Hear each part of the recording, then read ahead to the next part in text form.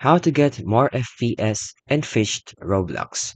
Let's get started. So Fish is a Roblox game where you can catch fish and then sell them for money. Now, in this game, the only way to get to the highest FPS you want on a Roblox game is by going to the settings and then lowering the graphics. So if you're in a game in Roblox, simply just go to the graphics section and then turn off the automatic into manual. And then you can see there, you can lower the level so you can toggle the graphics quality into auto to disable it and make the adjustments. So that's the first thing you want to do to have more FPS.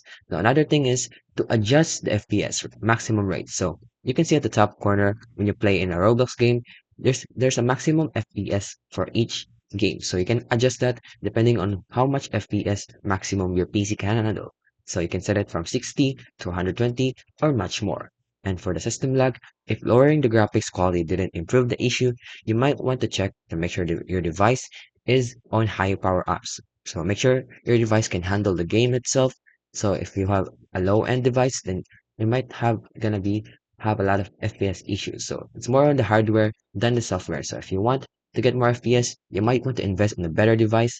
But that's how basically you can get more FPS in Fish Roblox.